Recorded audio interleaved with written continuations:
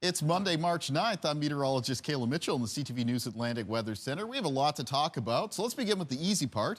It's a pretty fair weather start to the week for the Maritimes. Decent amount of sunshine across the region on this Monday. Some areas seeing some increasing cloudiness accompanied by a chance of a shower, and that is mostly in the north of New Brunswick, as well as down in the southwestern corner of that province.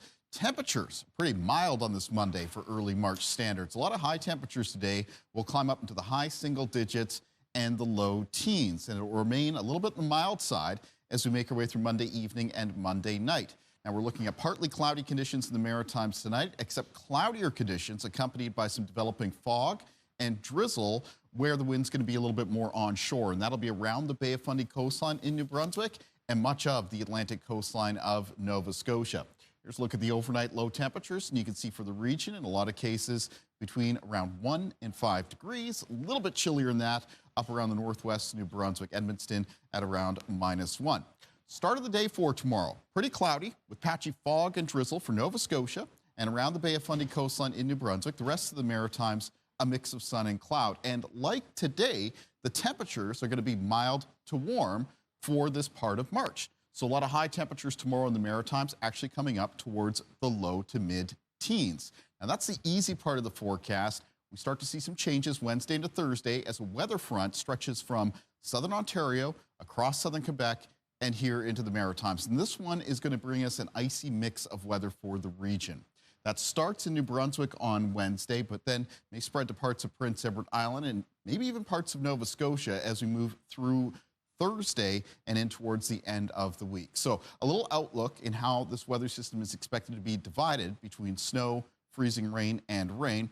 The highest potential for snow and ice pelt accumulations, it could be 15 centimeters or more. That's going to be right up in northern areas of New Brunswick.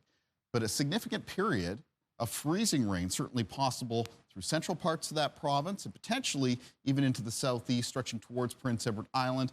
Maybe even northern areas of Nova Scotia and Cape Breton get into some freezing rain moving into and through Thursday morning. Now, because of this, we already have some special weather statements in effect for the region.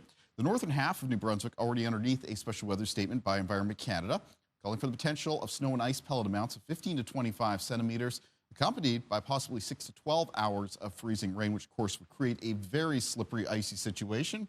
The remainder of New Brunswick underneath this special weather statement, potential freezing rain Wednesday afternoon through Thursday afternoon that could go for a period of 10 to 18 hours. So there'd be significant ice accretion if we saw that prolonged period of freezing rain as well. No statements in effect yet for Prince Edward Island or Nova Scotia, but it's kind of a slow-moving weather system. So you want to be weather aware. Keep checking in on your forecast through the middle part of this week because it's not uncommon for us this time of the year to get into this sort of significant icy mix, and that's what's in the forecast right now. You can find news and weather updates anytime at ctvnewsatlantic.ca.